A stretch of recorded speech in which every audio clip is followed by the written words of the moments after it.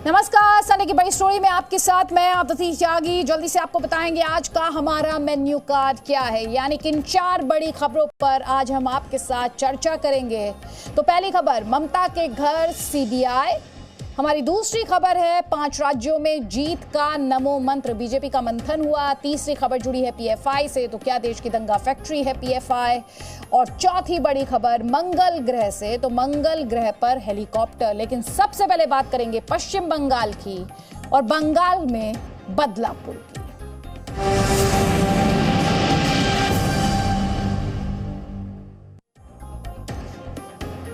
हमारी संडे की पहली बड़ी स्टोरी पश्चिम बंगाल से। मई में पश्चिम बंगाल में विधानसभा के चुनाव होंगे, लेकिन उससे पहले यहां की सियासत हर गुजरते दिन के साथ किसी फिल्म की तरह आगे बढ़ रही है। राजनीति की एक ऐसी रियल फिल्म जिसमें पूरा मसाला है, एक्शन की भरमार है, ड्रामा है, हिंसा है, पत्थरबाजी है, गाली गलौज है, एक दूसरे का अपमान करने की होड़ भी है। और आज तो इसमें सीबीआई की एंट्री हुई है। पश्चिम बंगाल की मुख्यमंत्री ममता बनर्जी के भतीजे के घर सीबीआई आई। टीएमसी सांसद अभिषेक बनर्जी के खिलाफ सीबीआई की कार्रवाई किस लिए, देखिए डिटेल्स इस रिपोर्ट में।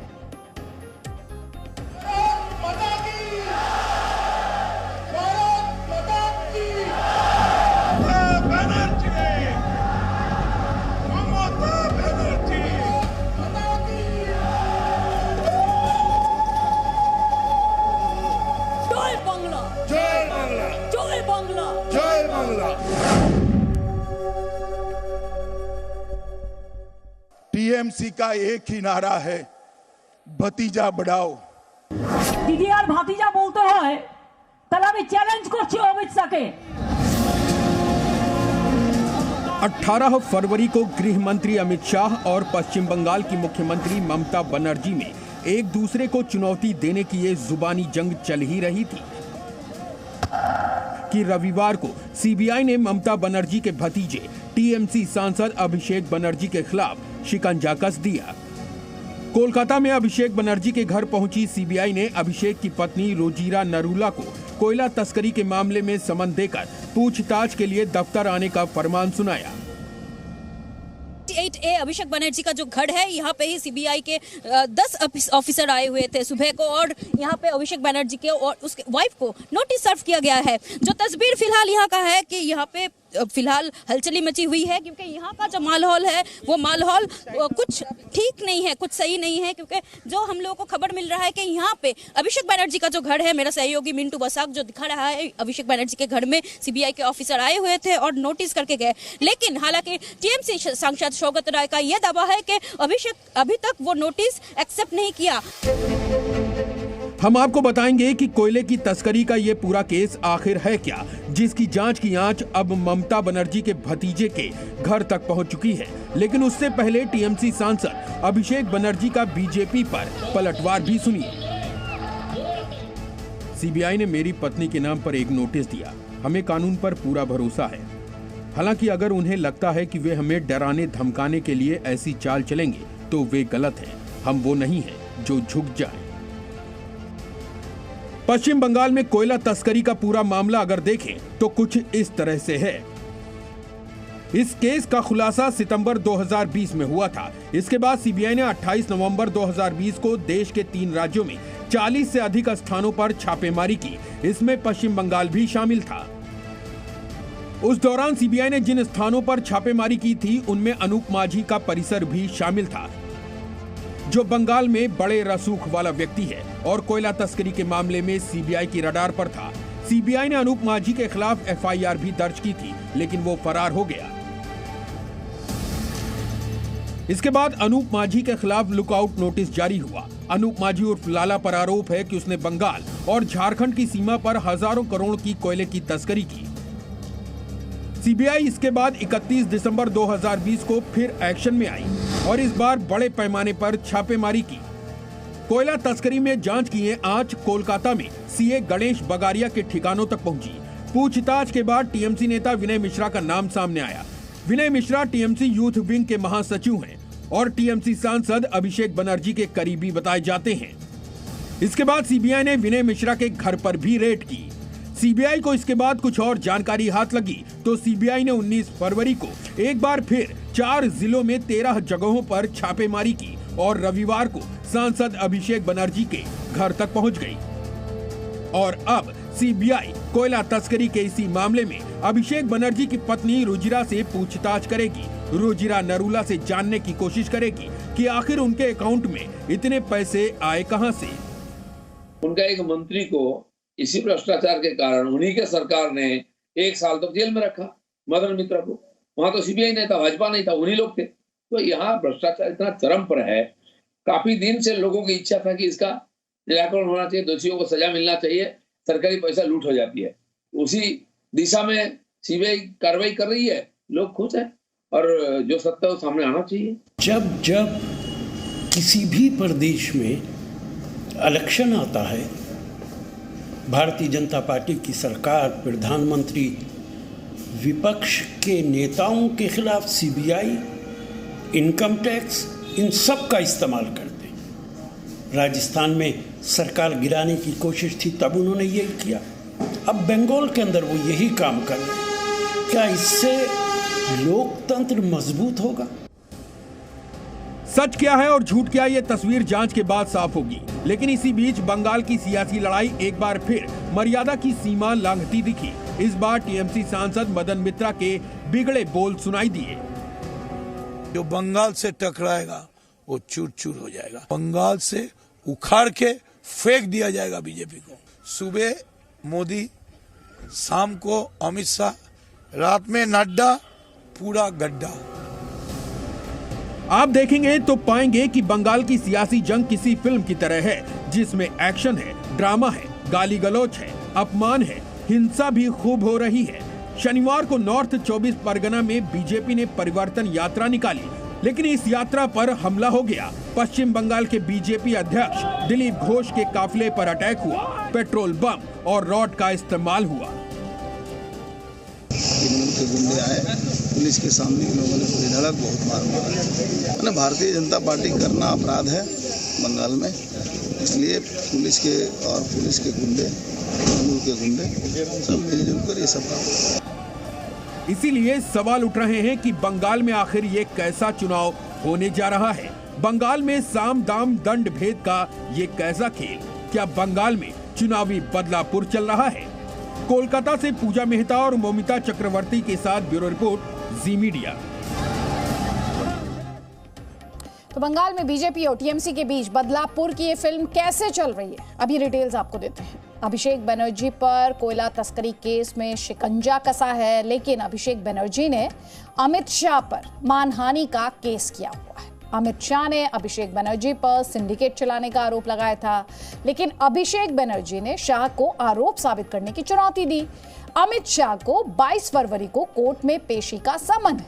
इधर सीबीआई आज अभिषेक बनर्जी के घर पहुंची। कोयला तस्करी के मामले में अभिषेक बनर्जी और उनकी पत्नी से पूछताछ की तैयारी है। और अब पश्चिम बंगाल की लड़ाई में भाषा की एंट्री भी हो चुकी है। ये लड़ाई खुद ममता बनर्जी ने ही शुरू की है। उन्होंने आज इसी पर एक बड़ा बयान दिया, जिस पर हो सकता है कल सियासत खूब हो। उन्होंने कहा कि बांग्ला हमारी भाषा और माँ है, और बंगाल में जय बांग्ला बोलो, हेलो नहीं। বাংলা আমার মা, মোদের গরব মোদের আশা, আমরি বাংলা ভাষা। কিন্তু বাংলাকে আমি বাংলা বলবো। আমরা বাংলা রাজ্যটা বাংলার নামে করতে চেয়েছিলাম, কেন? আমাদের বললো হিন্দিতে আগে বঙ্গাল বলা হতো, তারপরে যেন দিল্লি থেকে যখন আমাদের জানানো হলো হোম মিনিস্ট্রি থেকে যে সবটাই একটাই হবে, বেঙ্গলও লেখা যাবে না, তখন আমরা আবার পাঠালাম অ্যাসেম্বলিতে পাশ করে বাংলা ইংরেজিতে, বাংলা হিন্দিতে, বাংলাতে। 4 বছর হয়ে গেল, বাংলা ভাষা আজও বাংলা রাজ্যের নাম আমি জানি না। যারা বাংলাকে সুরসুরি দেয়, কখনো কখনো বাংলাকে নিয়ে গড়াগড়ি দেয়, কখনো কখনো বাংলাকে নিয়ে ব্যঙ্গ বঞ্জনা করেন, তারা কিন্তু একবার ভেবে দেখলেন না বাংলা রাজ্যটার নামের সাথে বাংলা শব্দটা ওতপ্রোতভাবে মিশে আছে। রিসিভার তুলে বলবেন জয় বাংলা, হ্যালো বলবেন না, জয় বাংলা।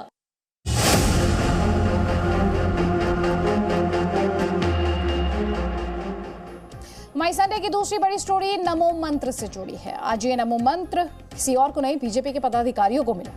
आज दिल्ली के एनडीएमसी कन्वेंशन सेंटर में पार्टी पदाधिकारियों की बैठक हुई। इसमें प्रधानमंत्री नरेंद्र मोदी मुख्य अतिथि थे। उन्होंने कृषि कानूनों से लेकर बंगाल चुनाव तक पर चर्चा की, लेकिन बैठक की ये बातें उतनी खास नहीं थी जितनी प्रधानमंत्री नरेंद्र मोदी और यूपी बीजेपी अध्यक्ष स्वतंत्र देव सिंह के बीच हुई एक बातचीत। जी मीडिया संवाददाता ब्रह्म प्रकाश दुबे की इस रिपोर्ट में इसी बातचीत को लेकर और डिटेल्स।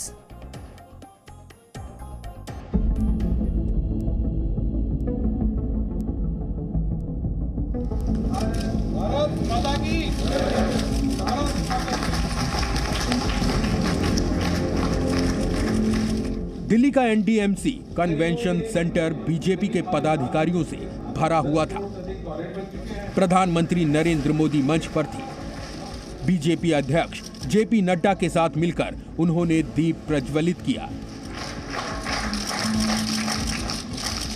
इसके बाद प्रधानमंत्री के लिए स्वागत भाषण हुआ। सबसे पहले जेपी नड्डा ने संबोधित किया। वो 10 मिनट तक बोले। इसके बाद कोरोना काल में जान गंवाने वाले लोगों को श्रद्धांजलि दी गई। फिर प्रधानमंत्री का भाषण शुरू हुआ। प्रधानमंत्री नरेंद्र मोदी ने 1 घंटे तक संबोधित किया। इस दौरान बीजेपी के पदाधिकारियों को कृषि कानूनों पर और इस वर्ष 5 राज्यों में होने वाले विधानसभा चुनाव पर नमो मंत्र क्या मिला, यह हम आपको आगे बताएंगे। लेकिन मीटिंग के अंदर से जी न्यूज को जो एक्सक्लूसिव बात पता चली, उसकी चर्चा सबसे पहले करेंगे। पदाधिकारियों को संबोधित करने के बाद चाय के लिए ब्रेक हुआ। यहां 2 तरह से इंतजाम किए गए थे। पदाधिकारियों के लिए नीचे हॉल में ही चाय की व्यवस्था थी और प्रधानमंत्री के लिए ऊपर अलग से जलपान की व्यवस्था की गई थी। लेकिन जब ये बात प्रधानमंत्री नरेंद्र मोदी को पता चली तो वो बिना देर किए पदाधिकारियों के पास चले आए और फिर उनके साथ बैठकर चाय पी। इसके बाद क्या हुआ वो भी सुनिए। प्रधानमंत्री ने यूपी बीजेपी अध्यक्ष स्वतंत्र देव सिंह से बात की और उनसे जो कुछ कहा उसे सुनकर हर कोई हैरान रह गया। प्रधानमंत्री ने स्वतंत्र देव सिंह से कहा, आप यूपी के बीजेपी अध्यक्ष हैं, बनारस के सांसद को टाइट वाइट करते हैं कि नहीं? खबर है कि स्वतंत्र देव सिंह पहले तो प्रधानमंत्री की बात समझ नहीं पाए, लेकिन जब बात समझ में आई तो यहाँ मौजूद हर कोई हंसने लगा। स्वतंत्र देव सिंह के चेहरे पर भी मुस्कान थी। जब प्रधानमंत्री ने कहा कि आप नहीं सामने जाओ, जब काशी के सांसद को आप प्रधानमंत्री मोदी की इस बातचीत से संदेश दूर तक गया। एक तरह से प्रधानमंत्री ने बातों बातों में ये इशारा दिया कि किसी पार्टी के लिए व्यक्ति नहीं बल्कि उसका संगठन और कार्यकर्ता ही सबसे ऊपर है। भारतीय जनता पार्टी की 1 दिवसीय महामंथन में प्रधानमंत्री ने किसानों की बात भी की। प्रधानमंत्री ने नए कृषि कानूनों को किसानों के हित में बताया और पदाधिकारियों से ये भी कहा कि कृषि कानूनों के फायदों को लेकर वो जनता के बीच जाएं।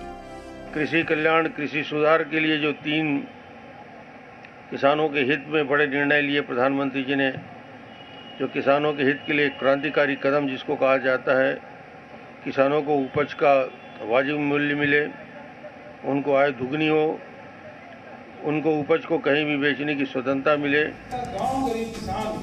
प्रधानमंत्री इस बैठक में मुख्य अतिथि थे। पदाधिकारियों को संबोधित करने के बाद वो मीटिंग से चले गए, लेकिन जाने से पहले संबोधन में 5 राज्यों में होने वाले चुनावों पर भी बात की। बंगाल पर कहा कि राज्य में बीजेपी का अब तक का प्रयास ठीक है, लेकिन अभी बहुत काम किया जाना बाकी है। 5 राज्यों के जो चुनाव हैं, पश्चिम बंगाल में वहां की तृणमूल कांग्रेस की सरकार के द्वारा अलोकतांत्रिक, दमनकारी, तुष्टीकरण को पनाह देकर के राज्य की लोकतांत्रिक माहौल को खराब किया जा रहा है। वहां की जनता एक नई इबारत लिखने के लिए भारतीय जनता पार्टी को चुनाव में विजयी बनाने जा रही है। ये आसाम के विकास के लिए जो ऐतिहासिक कार्य किया, उसके लिए भी आसाम में भारतीय जनता पार्टी के नेतृत्व में एनडीए को पुनः बहुमत मिलने वाला है।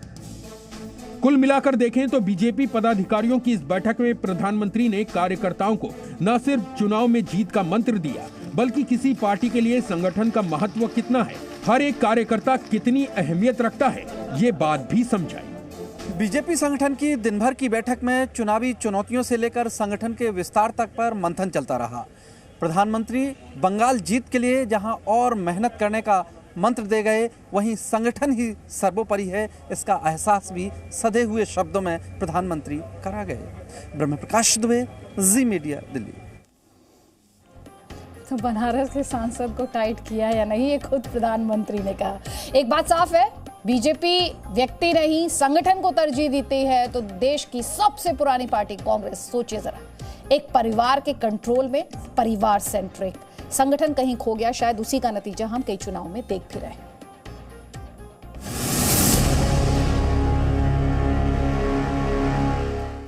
मई संडे की तीसरी बड़ी स्टोरी विवादित संस्था पीएफआई से जुड़ी है। क्या देश की दंगा फैक्ट्री है पीएफआई? यूपी पुलिस का शिकंजा पीएफआई पर कसता जा रहा है। आज यूपी एसटीएफ की टीम दिल्ली पहुंची थी। दिल्ली के शाहीन बाग में स्थित पीएफआई के दफ्तर में छापेमारी की गई। ये कार्रवाई किसके कबूलनामे पर हुई, ये हम आपको अपनी रिपोर्ट में बताएंगे। लेकिन ये बड़ी खबर बस इतनी ही नहीं। उत्तर प्रदेश के मुख्यमंत्री योगी आदित्यनाथ आज केरल पहुंचे थे। यहां उन्होंने पीएफआई का नाम नहीं लिया, लेकिन खुलासा किया कि देश में आरएसएस और बीजेपी के नेताओं को निशाना बनाने की साजिश रची जा रही है।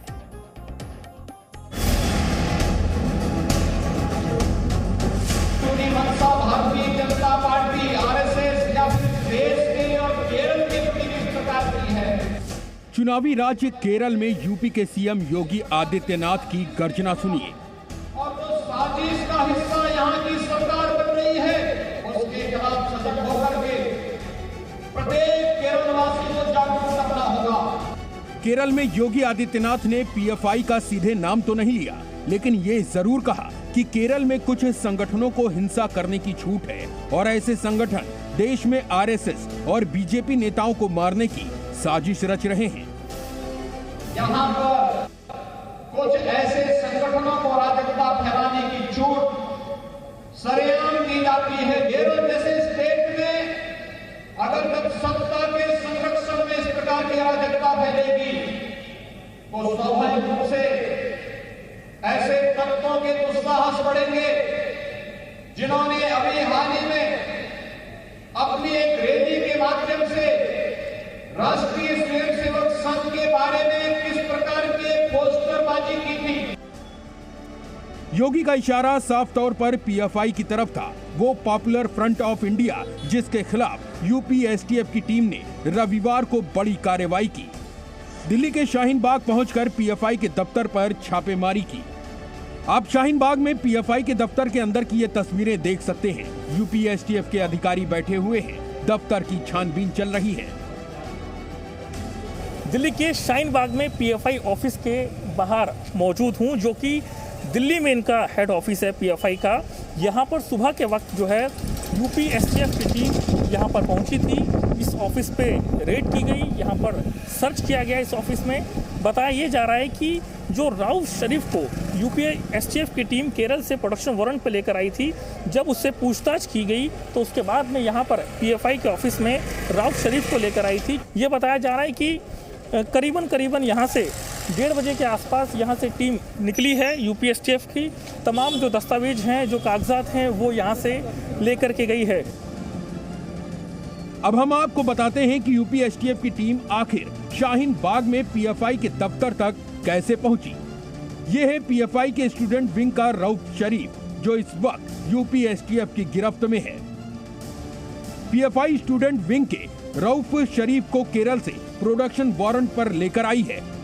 रऊफ शरीफ के खिलाफ हाथरस में दंगा भड़काने के लिए फंडिंग का और उत्तर प्रदेश में सीएए एनआरसी प्रोटेस्ट के दौरान हिंसा की साजिश का आरोप है।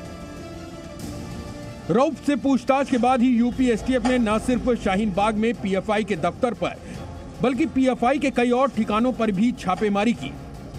रऊफ तक पुलिस कैसे पहुंची, ये जानकारी भी आपको देने की कोशिश करते हैं। आपको याद होगा कि यूपी में हाथरस कांड के बाद पीएफआई के 4 सदस्य हाथरस जाने के लिए निकले थे।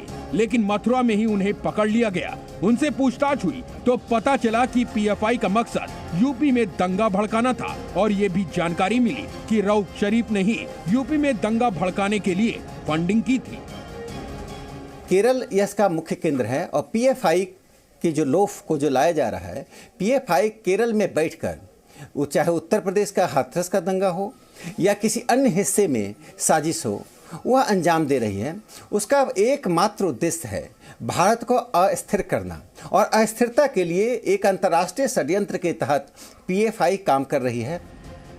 बात सिर्फ रऊफ शरीफ की नहीं है। 16 फरवरी को यूपी के एडीजी लॉ एंड ऑर्डर ने खुलासा किया था कि यूपी पुलिस ने केरल के रहने वाले ऐसे 2 लोगों असद बदरुद्दीन और फिरोज खान को पकड़ा है, जिनके पास भारी मात्रा में विस्फोटक, हथियार और डेटोनेटर थे, जिनका संबंध पीएफआई से था और वसंत पंचमी के दिन लखनऊ में कुछ बड़ी वारदात करने वाले थे।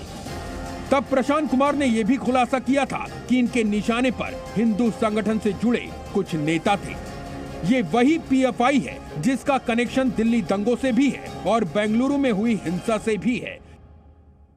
देश की सरकार के विरुद्ध युद्ध छेड़ने तथा सामाजिक विद्वेष फैलाने के उद्देश्य से घातक हथियार और विस्फोटक पदार्थ संकलित कर उत्तर प्रदेश के कई महत्वपूर्ण व संवेदनशील स्थानों तथा प्रमुख हिंदू संगठन के बड़े पदाधिकारियों पर एक साथ हमला करने की योजना बना रहे हैं। ये पीएफआई बिल्कुल सिमी की तरह काम कर रही है, देश में स्लीपर सेल तैयार कर रही है और इसीलिए देश की इस दंगा फैक्ट्री पीएफआई पर अब शिकंजा कसना बहुत जरूरी है। दिल्ली से नीरज गौड़ और जितेंद्र शर्मा के साथ bureau report, C media. Presenting B News app, available on Google Play and App Store. Download it now.